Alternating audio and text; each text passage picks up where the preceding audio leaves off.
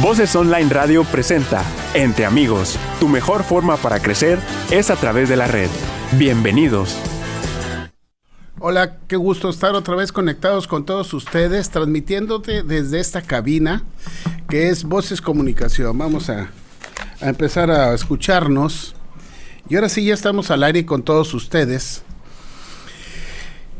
Y estamos ubicados en la ciudad de Monterrey, en la calle de Platón Sánchez 321 al norte, frente a la Plaza de la Luz. La dirección de este programa a cargo del ingeniero Benjamín Rivera y transmitiéndonos por Facebook Live, Majo Rivera. Nos graba para el canal de YouTube Benjamín Rivera y en el audio control Fernando García Guerrero. Toda esta gente está para la programación de tu programa, en el cual tratamos de llevarte temas de interés, temas que puedan ayudarte a ti como pareja, a ti como persona, y que puedas descargar toda esta información para bienestar de tu persona. Hoy tengo de invitada a la doctora Mitzi Monroy Mullerés. El tema de ella es un tema muy importante, ya que como parejas, como padres de familia, pues hemos siempre tenido algún trastorno con los niños, y esto es trastornos digestivos funcionales pediátricos. La doctora Mitzi Monroy tiene un título de médico cirujano y partero por la Universidad Autónoma de Nuevo León. Hace su especialidad en pediatría en la Universidad Autónoma de Tamaulipas. Tiene una maestría de gestión directiva en salud por la Universidad del Valle de México. Aparte de esto, maneja lo que es The Hive Clinic.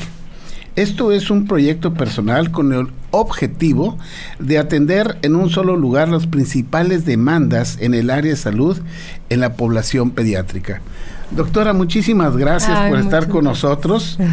Y pues es un tema muy importante porque cuando nacen los niños, empiezan a ver los problemas de digestión. Así es. Sí, son de los temas más recurrentes y de las preguntas más comunes de los papás cuando llegan a la consulta. Es los trastornos digestivos funcionales. Significa que son aquellos síntomas que presentan muy comúnmente los niños, sobre todo los menores de 5 años, y son de las cosas que, por las razones por las que principalmente consultan los papás en la edad. Sí, la idea es de que toda la gente que tenga un bebé, un menor de 5 años de edad, puede estarnos escuchando la tía, el abuelito, el tío, una compañera, y que pongan atención, porque eso va a ser detalles muy importantes, información muy relevante para aquellas familias que tienen un bebé y que tienen problemas. Entonces, que tengan clara la información y que les llegue a todos, y por qué no, que nos pongan un informe, un WhatsApp aquí, o que nos escriban por Facebook Live y empezar a dar contestación a todas estas dudas. A las dudas principales, claro. Una parte importante de lo que viene a ser cuando nace el bebé es que regresa la leche. Esto le llaman regurgitación. ¿Es normal? ¿Hasta cuándo es normal? ¿Cómo se debe de valorar? Claro, la regurgitación es una de las razones por las que consultan mucho, preguntan mucho a los papás y se preocupan. Les preocupa que el bebé regrese, sobre todo en las primeras etapas, la leche. Entonces, los papás se preocupan porque dicen, ¿qué pasa? ¿Por qué no le está cayendo la leche? ¿Por qué está regresando la lechita? Y como es algo que es muy sintomático y es algo que los papás ven directamente en su bebé, les preocupa. Pero la verdad de las cosas es que la regurgitación, por definición, es que la leche o el contenido gástrico no se queda ahí, sino que sube hacia el esófago y llega hasta la boca. Y al momento que nosotros lo vemos salir, es lo que llamamos regurgitación. Es diferente al vómito. El vómito es un episodio igual, se regresa el contenido gástrico, pero es más fuerte. Es como de mayor impacto. ¿Cuánto tiempo viene durando la regurgitación? ¿Cuándo vamos a ver que esta regurgitación no es normal? Generalmente dura hasta los primeros 6 meses de vida y es algo que es difícil de explicar a veces a los papás porque ellos esperan que lleguen a la consulta, se les dé un medicamento y la regurgitación desaparezca, y la verdad es que no va a pasar así. Se desaparece hasta los 6 o 7 meses de vida cuando el bebé ya tiene otra postura, ya se empieza a sentar, ya se introducen los alimentos en la alimentación, en su dieta, y entonces es cuando vemos los cambios, pero es normal durante los primeros 6 meses. ¿Qué recomendaciones se da o qué manejo se da en estos casos de la regurgitación? Ahí lo principalmente es la postura. Ahí, cuando llegan a mi consultorio y les explico las medidas generales, lo principal que les digo es que hay que mantener la cabeza un poco más elevada que los pies. Eso lo hacemos de manera automática cuando cargamos al bebé. Al momento de cargarlo, siempre lo cargamos con la cabecita un poco más elevada, pero lo que pasa, y pasa muchas veces al día, es que cuando les cambian, por ejemplo, el pañal, los acuestan de manera horizontal. Entonces, al momento de acostarlo y que le empiezan a cambiar el pañalito, es cuando empiezan con los episodios de regurgitación.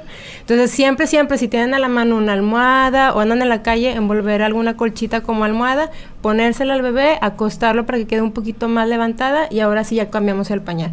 Y mantener esta posición la mayor parte del día. Mi forma de ver las cosas es de que acostamos al bebé y tienden a levantarle las piernitas. Ah, sí, aparte, esto favorece mucho. Al levantarle las piernas hacen presión sobre el abdomen. Exactamente. Y eso va a ser una presión positiva sobre el abdomen para hacer claro, que este líquido venga hacia el frente. Que regrese, claro. Entonces siempre les digo, imagínense que es una botellita de agua y está abierta. Entonces al momento en que tú la acuestas totalmente horizontal, el contenido se va a regresar y va a empezar con la regurgitación, y casi siempre se acompaña de hipo o de algunos ruiditos que hace el bebé como si estuviera un poquito como ahogando, que es lo que les preocupa a los papás. Pero todo eso es normal.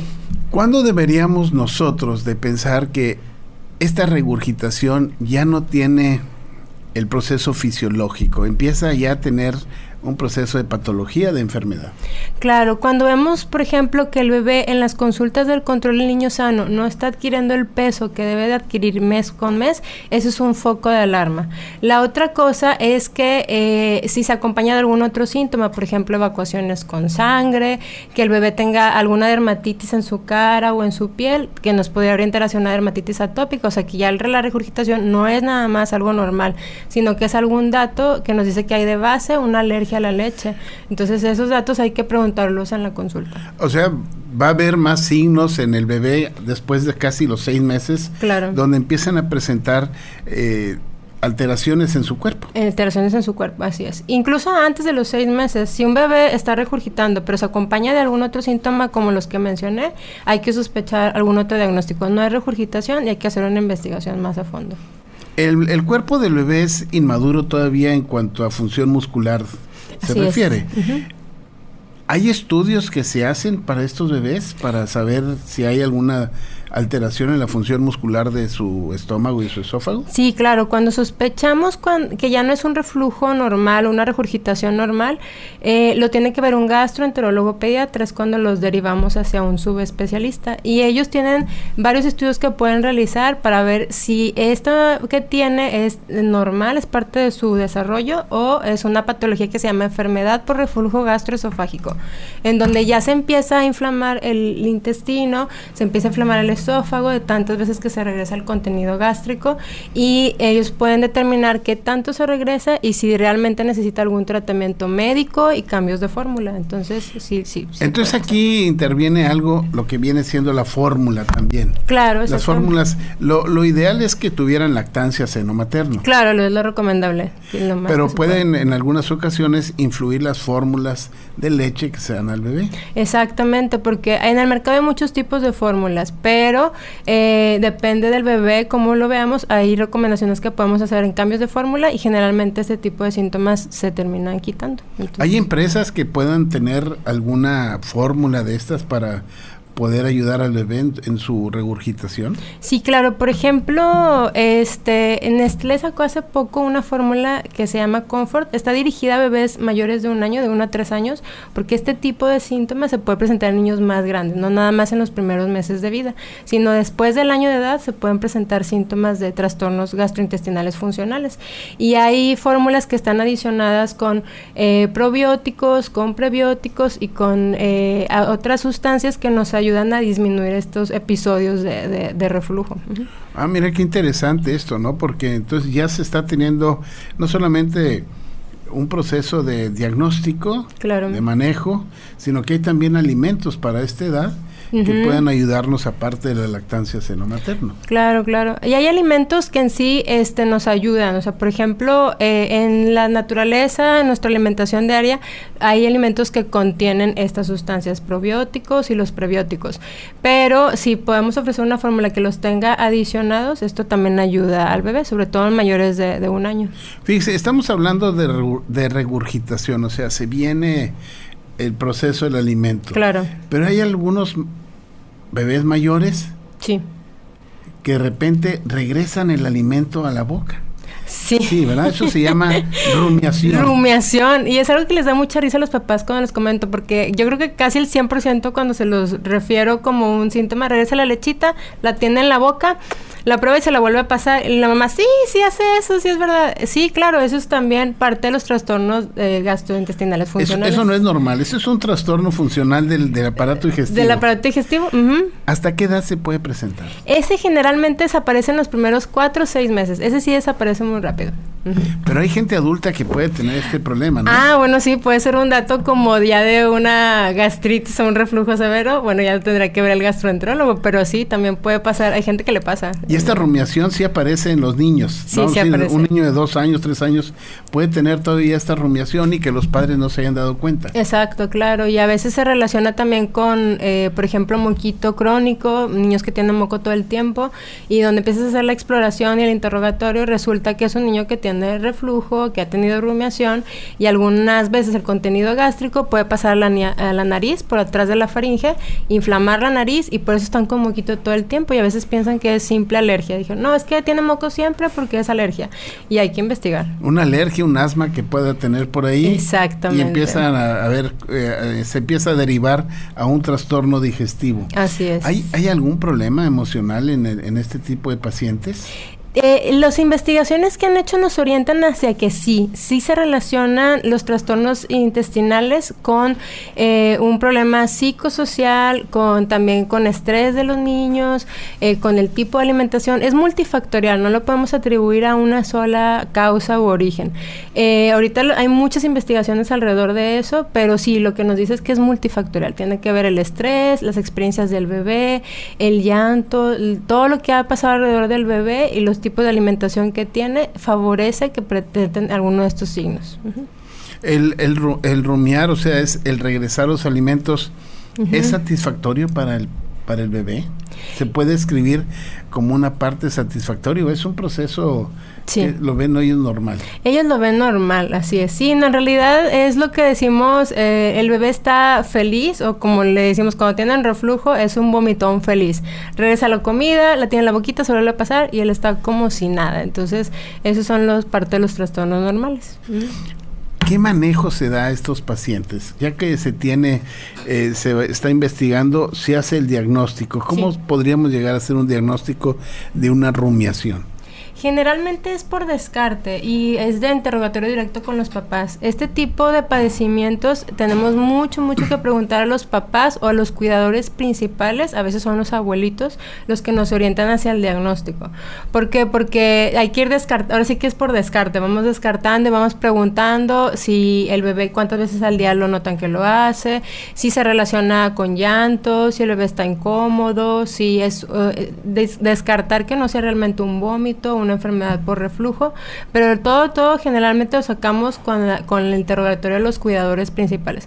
Por eso es muy importante, casi siempre les ofrezco a los papás que llevan a sus niños a consulta, que vaya el cuidador principal, porque a veces los papás son de fin de semana, trabajan todo el día y la verdad es que los cuida la abuelita o algún otro familiar y entonces ellos nos otorgan más información todavía, entonces que acompañen a la consulta del cuidador. ¿Aquí el tratamiento es médico? Aparte de yo creo, una terapia de apoyo psicológica.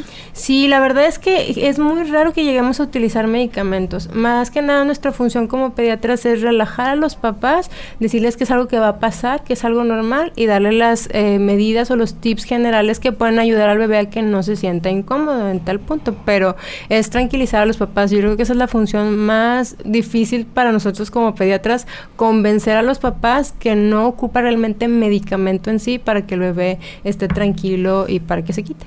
Una pregunta, estrés en el bebé, ¿cómo maneja, cómo se presenta el estrés? ¿Qué le puede causar estrés a un bebé? Los estudios que han hecho, por ejemplo, en el área de neurología en bebés, resulta que lo que antes les recomendaban a los papás era de que no, si está llorando, déjalo llorar, no pasa nada, tiene que hacer pulmón, se tiene que acostumbrar, o que no se embrasile, eso ya no se recomienda. Lo que hemos visto es que durante los primeros 6 meses, la recomendación de los neurólogos pediatras es que se atienda el llanto en todo momento. Significa que si el bebé está llorando por alguna razón, hay que ir a acercarnos al bebé, levantar, cargarlo y ver qué está pasando. Eso es lo que calma y previene el estrés en un bebé de esa edad. Contrario a lo que hacíamos anteriormente, que les decías, déjalo llorar, en algún momento dejan de llorar, y sí, deja de llorar ese bebé, pero porque se siente desatendido. Y entonces en ese punto, el bebé ya no llora para que lo atiendan porque realmente nunca obtiene una respuesta.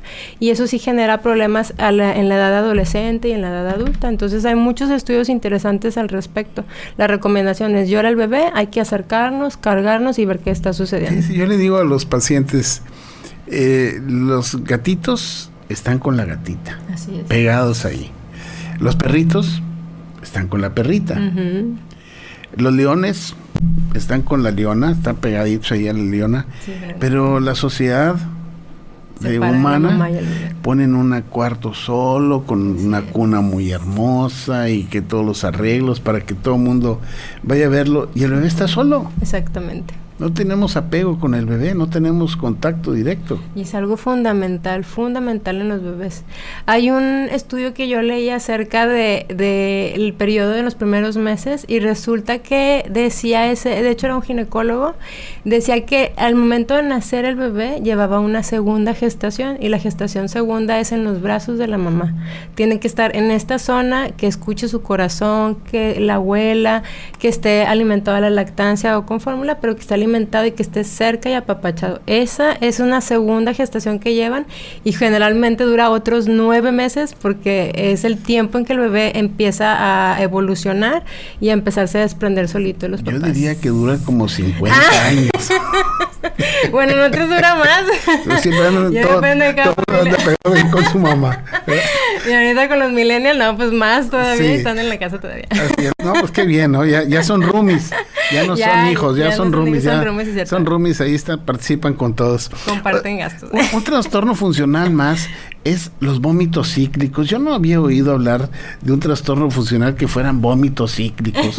¿Cómo es esto? Los vómitos cíclicos significa cuando el contenido gástrico igual sube hacia el esófago, llega a la boca y el bebé vomita. O sea, literal saca el contenido gástrico, pero con un poco más de fuerza. Y eso se presenta igual, sobre todo en el primer año de vida. Y es algo que también preocupa a los papás, pero la verdad es que también tiende a desaparecer solo, y nos podemos ayudar con la posición y con y los alimentos en los bebés. Yo estuve investigando y mencionaban ahí que puede irse prolongando en edad. Así es. Pero que regresar. Normalmente sí puede regresar, y que normalmente se presentan a la misma hora. Tarde-noche, así es. Sí, o sea, si lo voy a hacer en la tarde o lo voy a hacer en la noche. Sí. Pero todos los días lo estoy haciendo esto, son repetitivos. Son repetitivos, así es. O sea, no nomás es una vez, empieza a haber varios vómitos en ese momento. Sí. A veces hay que descartar que también no sea un método del niño de llamar la atención, porque también pueden hacer berrinches y usan el vómito. Yo tengo la capacidad, y los he visto en el consultorio vomitar así enfrente de mí, que del coraje porque se les dijo que no, alguna indicación, Entonces, lloran y empiezan a vomitar y ellos se provocan el vómito y lo hacen muy repetitivo. Entonces ahí la indicación para los papás es, en ese momento está ahí presente, pero no regañes, no favorezcas, no te alteres, no grites, no te espantes, vas a acompañar al niño y ya, pero que no obtenga la cosa que quiere obtener al momento de vomitar. Los papás se asustan y terminan dándole el objeto que quería, comprándole la cosa que quería para evitar un vómito, pero hay niños que son expertos vomitadores. Ahora, el problema de esto es que nosotros como médicos sabemos que el contenido gastrocólico en los alimentos llevan ciertos elementos, sodio, potasio, cloro, electrolitos, ¿verdad? Que pueden perderse. ¿Qué pasa cuando un niño empieza a vomitar mucho frecuentemente y se descompensa? ¿Qué se recomienda? Ahí la recomendación es que hay que sustituir esos electrolitos y hay que reponerlos. Entonces es muy importante que cuando el niño presente el vómito hay que dejar pasar un periodo en ayuno para que descanse esa pancita, y la primera indicación es comprarle unos electrolitos que sean para niños pediátricos y empezar a dárselos para reponer. Si a pesar de eso empieza otra vez a no tolerarlos, hay que derivarlo inmediatamente con su pediatra. Ahora, esto puede también generar erosión en el esófago. En el esófago, así es. Puede ocasionar una gastritis, entonces ya se están acumulando más problemas. Exactamente. Sí, es posible que empiece a lesionar el esófago y empezamos con otros síntomas, y eso es lo que ya se llamaría enfermedad por reflujo gastroesofágico, en donde ya tenemos una lesión a los tejidos, y entonces sí, eso sí hay que, se tiene que atender con medicamento generalmente. Entonces el vómito, lo que viene siendo el vómito cíclico, puede llegar a tener una repercusión un poquito más importante. Exactamente, así es. Los bebés tienen dolor, se le llama cólico. El cólico del lactante. ¿Cómo le diagnosticamos? ¿Cómo sabemos qué es el cólico del lactante? El cólico del lactante son periodos en donde el bebé está llorando y ya descartamos que le esté molestando algo de lo que por lo que comúnmente lloran. Esto es importante para toda la gente que está cuidando niños. Exactamente. El tío, la tía, el abuelito. Así es. ¿Verdad? Que van y los dejan ahí. Te dejo al niño porque tengo que ir a trabajar. Esto es muy importante que ellos lo escuchen. Así es, porque generalmente a veces relacionan el llanto, inmediatamente los cuidadores piensan en tiene dolor. Está llorando, tiene dolor. Pero primero hay que descartar otras cosas. Que no tenga hambre el bebé, que no tenga calor, que no le pique una etiqueta, que no esté manchado, o sea, pipí, popó. Hay que empezar a descartar, porque generalmente le buscamos otra cosa, encontramos alguna razón por la que está llorando, se resuelve y el llanto se corta en ese momento. Y es común que me lleguen, por ejemplo, al área de urgencias con llantos de 2 horas, que dicen, es que no encontramos que está llorando, y llega la mamá, el papá, la abuelita, el tío. Tengo 5 adultos, al bebé llorando, los signos vitales están bien, los revisamos y resulta que el bebé tenía calor. Lo descubrimos, lo encueramos todo y muy bien, se quita el llanto en ese momento. Y toda la exploración está normal. Entonces siempre es por descarte. Hay que descartar que tenga alguna otra molestia. Ahora, el cólico se define, siempre se presenta antes de los 5 meses de edad. Generalmente tiende a desaparecer hacia los 5 meses de edad. Y son episodios de llanto que pueden durar a veces hasta 3 horas o más en un día. Entonces, si yo sumo todos los ratitos en donde estuvo llorando un bebé, ahorita lloró 20 minutos, y al rato lloró 1 hora, y al rato otros 15 minutos, si al final del día sumaron 3 horas o más, generalmente es un llanto por cólico, y es otro trastorno gastrointestinal funcional que tiende a desaparecer hacia los 5 meses. Entonces el bebé está llorando todo el día. Así es. Normalmente. Exacto. No es el bebé que le dan de comer, llegó, lo dejaron los papás con el abuelito en algún lugar, llega dormido, se despierta a las 2 horas, 2 horas y media, hace algunos movimientos, le dan de comer, lo cambian, se vuelve a dormir. Este niño está llorando. Exacto. Sí, lloran en periodos a veces un poco más largos, a veces más cortos, pero son periodos de llanto en donde no le encontraste ninguna otra explicación. No tenía enfermedad, no tenía fiebre, no había ninguna patología de base, es nada más un llanto solo. Y es lo que relacionamos con un cólico del lactante. ¿cuál sería la etiología? O sea, la causa que esté ocasionando este dolor. Pueden ser varias, pero en realidad a veces está más relacionado con la microbiota del intestino, con cómo está equilibrada la microbiota intestinal. Y hay una línea que se llama una conexión entre el cerebro y el intestino que están encontrando en los últimos estudios, y resulta que tanto el cerebro como el intestino están conectados. De hecho, le dicen al intestino que es nuestro segundo cerebro. Entonces, este desequilibrio que puede haber en la flora del intestino, en la microbiota, puede afectar a nivel cerebral, y es donde empezamos con los episodios de llanto y malestar. 2 preguntas. Sí. La primera, ¿qué es la microbiota para que la gente lo entienda, lo comprenda? Y la segunda, ¿el intestino es el segundo cerebro? Hay que preguntarle cuando van a presentar un examen, si no se les pone tenso. Si niños no lo pongan en la escuela como respuesta, porque entonces, la maestra va a decir que no, que de dónde lo sacaron. ¿Qué es la microbiota? La microbiota es toda la flora o todos los bacilos o lactobacilos buenos, bacterias buenas que tenemos adentro de nuestro intestino. Eso genera un equilibrio, es como las bacterias buenas que tenemos ahí protegiéndonos y recubriendo nuestro intestino. Cuando nace el bebé, ¿tiene microbiota? No, cuando nace el bebé no tiene microbiota, la hace al momento de nacer, y lo que se recomienda es que nazca por parto, porque es diferente la microbiota que hace un bebé cuando nació por parto que cuando nació con cesárea. Entonces la recomendación es que sea preferentemente parto. Sí, la microbiota de la flora bacteriana vaginal, sí, va a poblar el intestino del bebé. Otra parte que va a poblar el intestino del bebé es el seno materno. Exactamente, por eso al nacer hay que lo antes posible pegárselo a la lactancia de la mamá. Hacerle la impronta que se llama, para que tenga contacto inmediatamente con el pezón. Exacto. Y ahí empiece a colonizarse de bacterias buenas que le van a favorecer la maduración de ese intestino. Así es.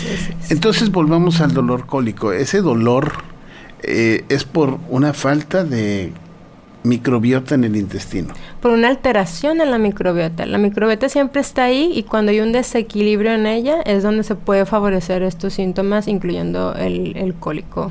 El manejo, ¿cómo se hace? Debe ser a veces bebés que no tuvieron lactancia seno materno, me imagino. Sí, puede ser también.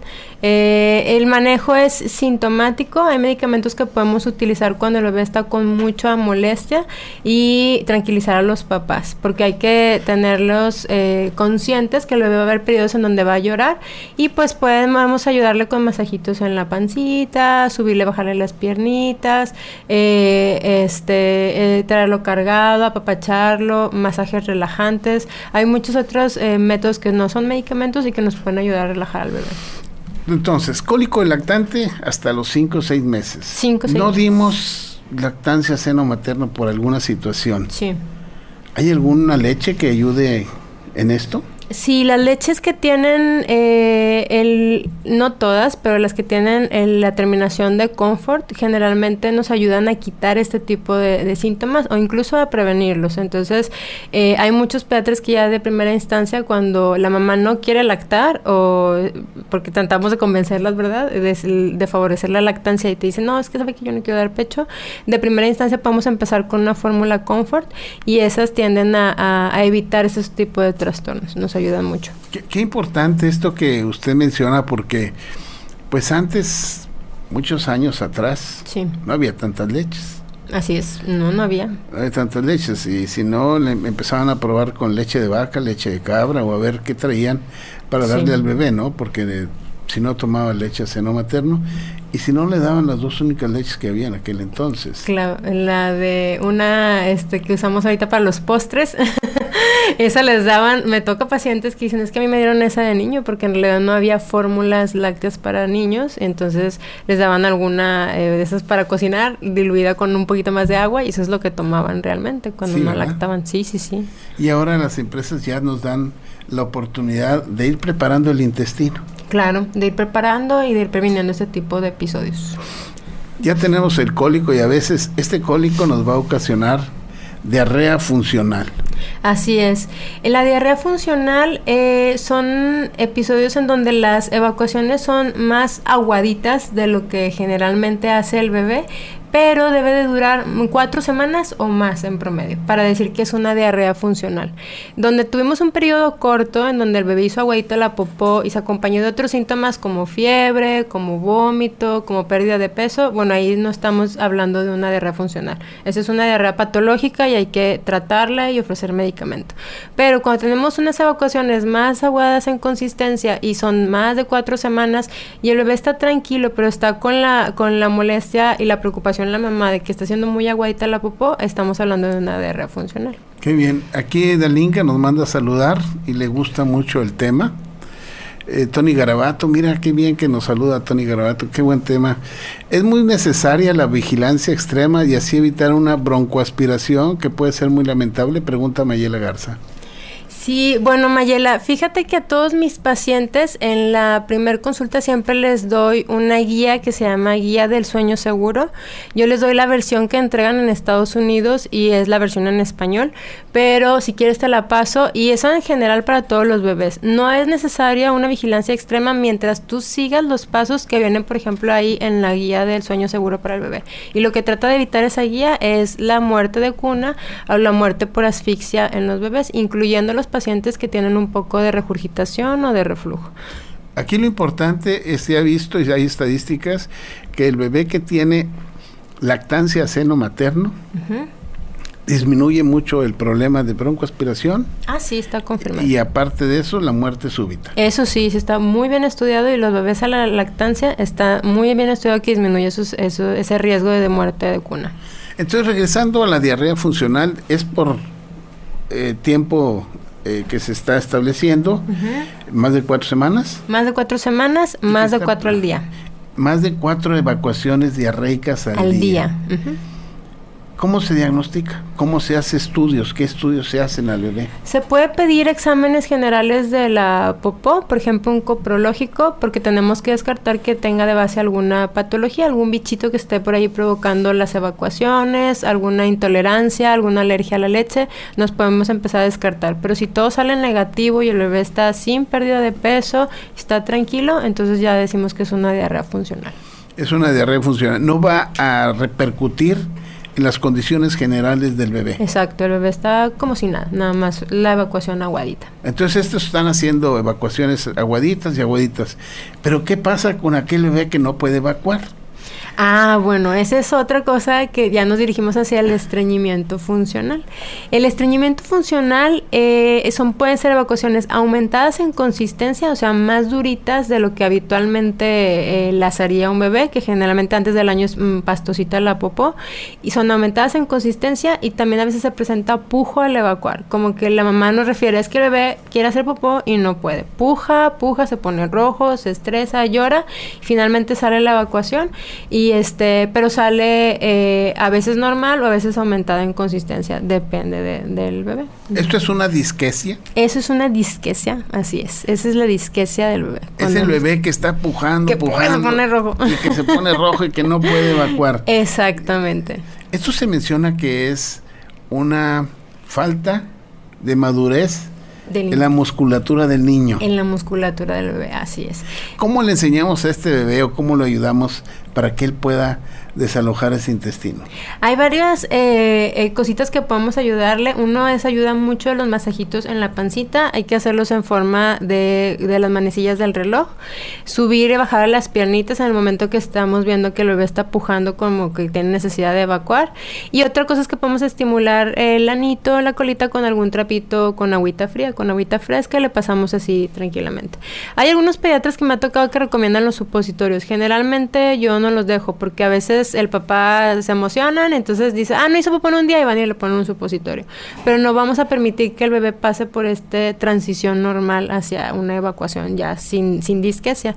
Entonces es nada más estimularlo, darle masajito en la pancita, subir y bajar piernitas. Yo había escuchado el estímulo con un termómetro rectal. Eso lo hacemos mucho en los hospitales, sí. En el hospital, en las áreas de UCI o de terapia, donde están los bebecitos, los recién nacidos, no usan supositorios, generalmente usan el termómetro y lo pueden estimular al bebé también. Es otra opción. Sería otra opción para que los padres pudieran ayudar al bebé. Así en es. Ejercicio, manejo. Así es. evitar la aplicación de los supositorios. Exactamente, ¿no? sí, es otra opción. Entonces, ya estaríamos hablando nosotros casi de todas las alteraciones funcionales del intestino. Uh-huh. Ahora, ya cuando tenemos esto, podemos ayudarnos con probióticos, prebióticos y toda una flora. ¿Cómo lo hacemos? ¿Qué tenemos que hacer? ¿A quién acudimos? ¿Cuándo nos lo van a dar? Ok, vamos a aclarar primero qué es un prebiótico y qué es un probiótico. Los prebióticos son las sustancias que nosotros conocemos como carbohidratos, es un azúcar, pero tienen que cumplir ciertos requisitos. Los prebióticos tienen que sobrevivir a nuestro esófago, a nuestra boca, a nuestro estómago y a nuestro duodeno, y tener la capacidad de llegar hacia el intestino, hacia las partes finales del intestino, con la idea de que sean como un alimento para nuestra microbiota, o sea, para nuestra flora normal del intestino. Sí, yo sé, qué interesante, escuchen esto. Sí, entonces, si yo logro pasar ese prebiótico por esas partes y llega al intestino y sirve como la base de la alimentación para esas bacterias buenas, entonces ese es un prebiótico y nos van a ayudar a alimentar a nuestros probióticos, ¿ok? Y hay nada más pocos prebióticos que están en realidad como avalados a nivel internacional. Esos son muy poquitos, son los galacto-oligosacáridos, la inulina, los fructo-oligosacáridos y la lactulosa. Son los únicos que están aprobados a nivel internacional. Y entonces la idea es que para favorecer esto, pues tratar de buscar alguna fórmula que los contenga, porque si ya van los dos, van los prebióticos y los probióticos, entonces esa combinación se llama una simbiosis, van juntitos los dos, pues eso nos puede ayudar en cuanto a los trastornos funcionales de los que estamos hablando. Entonces buscar una fórmula que los contenga los dos. Entonces, los probióticos y los prebióticos son los que se van a administrar. Exactamente, son los que generalmente dejamos y recomendamos. Y vienen naturalmente en otros alimentos como los frijoles, las habas, las lentejas, las verduras, las frutas, la leche en sí los tiene. ¿Hay suplementos infantiles, fórmulas que ya tengan todos estos sí. Implementos para ayudar al bebé? Sí, claro. Por ejemplo, hace ratito mencioné una de Nestlé que era la Comfort Total 2. Esa acaba de salir al mercado hace poquito y esa es especialmente para niños de 1 a 3 años y ya tiene esto, ya tienen los probióticos, ya tienen los prebióticos, ya tiene todo eso ahí preparado para que el bebé podamos evitar esos trastornos funcionales. Entonces, tratar de buscarla cuando tenemos niños con este tipo de trastornos que hemos estado platicando, eso le ayudaría a disminuir los síntomas. Ya los tiene listos. ¿Alguna otra persona le puede ayudar este tipo de suplementos? Sí, claro, en realidad hay estudios que se están haciendo actualmente en niños, en adultos, hay mucha área de investigación y ahorita muchas universidades y hospitales están enfocados hacia este tipo de estudios porque en realidad hay mucho campo y mucha área de oportunidad. Todavía no sabemos todo, todavía no conocemos todos los lactobacilos y todo cómo funcionan exactamente, pero sí hay aparte indicados que podemos dejar en algún niño o en algún adulto, así es. Cuando un niño presenta todas estas alteraciones, ¿hay que cambiar su dieta?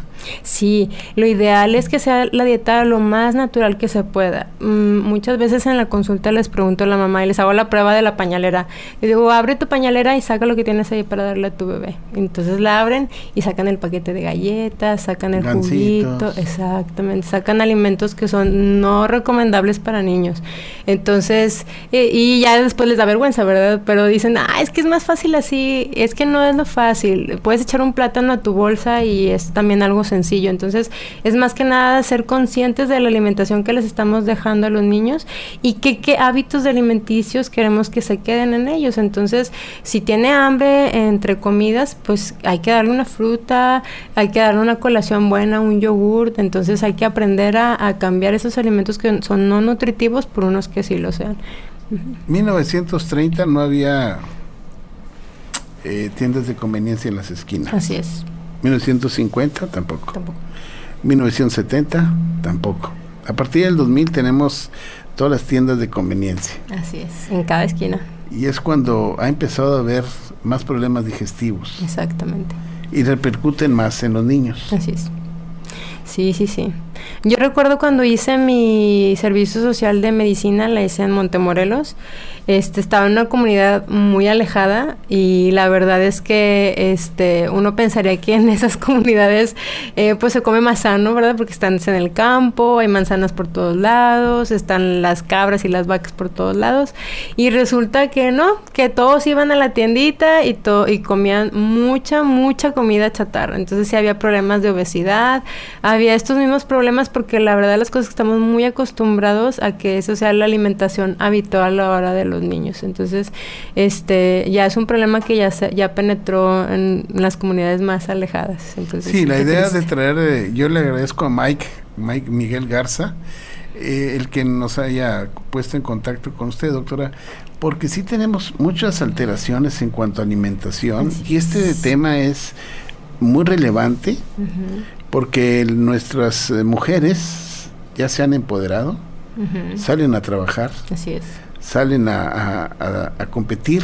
en un mundo difícil en cuanto a su forma de participar en la sociedad, y esto lleva a que los hijos tengan que estar siendo vigilados en algunas ocasiones, pues ya lo mencionamos, por los tíos, los abuelitos, etcétera, y pues la información es para dársela a ellos también.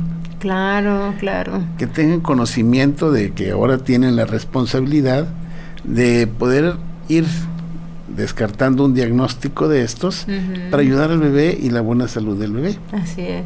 Sí, es cambiar hábitos alimenticios, pero de toda la familia. Si yo ofrezco a un bebé, y esto pasa muy común en las primeras etapas cuando iniciamos las papillas o la alimentación complementaria a los 6 meses, la mamá está feliz porque, mi bebé se come todo, se come verduras, come frutas, come pollito, no batallo, come muy bien. Y llega un punto al año y medio, 2 años, que dejan de comerlo. Y entonces ya no quiero, no doctora, no quiero comer frutas, no quiero comer verduras, y batallo mucho. Y siempre volteo y les pregunto, ¿y tú te sirves las verduras? No, es que a mí no me gustan. Pues no, hay que cambiar hábitos alimenticios de la familia completa. Si tú no comes saludable, él va a aprender los mismos hábitos que tengan los papás o los cuidadores y van a terminar comiendo cosas que no son recomendables. Entonces no le puedo servir a él un plato de frutas y de verduras y de todo saludable y yo servirme un pedazo de pizza porque voy a decir, ¿qué es esto? Dame eso que tienes ahí. Entonces eso pasa siempre cuando no tienen hábitos buenos, terminan copiándolos de los papás. Hábleme tantito de Hype Clinic. Bueno, The Hype Clinic es la primera clínica que la puse hace un año. Tengo 2 consultorios ahí dentro de la clínica, estamos en Plaza Tauro y es un proyecto que queremos que crezca en los siguientes años. Va a ser una red de consultorios en donde ahorita todos los expedientes son digitales, entonces no importa en la sucursal en la que vayas a consultar, ahí van a tener tu historial médico, tus antecedentes, las consultas previas, lo que usaron y todo. Y ahorita acabamos de abrir la primera sucursal ahí en Plaza Tauro en la Nueva Linda Vista. Y la idea es tratar de diagnosticar todos estos problemas que se están presentando. Claro que sí, claro. Ahí estamos al pendiente. Ahorita estamos 3 pediatras, 2 nutriólogos, una psicóloga y una pedagoga. La pueden contactar por el teléfono 83 64 36 40. Así es el teléfono de la recepción. Y su WhatsApp es el 811 518-0708. Claro, pueden también preguntar dudas que tengan, agendar cita a través del WhatsApp. Y antes de dar por terminado este programa, ¿qué le recomienda? ¿Con qué se queda nuestra gente que está escuchando? Yo lo que les digo es, hagan la nutrición lo más natural que se pueda, vean en el mercado qué opciones de leche tienen, escojan las que ustedes consideren más. Yo ya les recomendé una que es muy buena opción, tiene todo lo que estábamos platicando ahorita para evitar los trastornos funcionales, y a los niños cárguenles fruta, cárguenles verduras en su pañalera, no les den jugos, carguen un botecito de agua, acostúmbrenlo a eso. Muchos de mis pacientes están así y la verdad es que no batallamos en nada para que coman muy variada su alimentación. Bueno, pues agradezco a la doctora Mitzi Monroy esta plática que nos ha dado, esta charla tan interesante, esclareciendo mucho de los padecimientos que tienen los lactantes, y compartan esta información con todas aquellas personas que se dedican a cuidar bebés para que ayuden a estos bebés y tengan una opción más de diagnóstico y tratamiento. Les agradezco a todos ustedes que hayan estado con nosotros el día de hoy y les recuerdo que este programa, todos los programas se transmiten en repetición los miércoles a las 9 de la noche y los martes a las 9 de la noche y el miércoles a las 12 del día. Es un gusto, yo soy Roberto Córdoba, la doctora Mitzi, que nos acompañó hoy. Estamos aquí en Voces Comunicación, en la cabina de Entre Amigos. Los espero aquí el próximo martes. Que tengan un buen día. Voces Online Radio presentó Entre Amigos. Tu mejor forma para crecer es a través de la red. Escúchanos en la próxima emisión.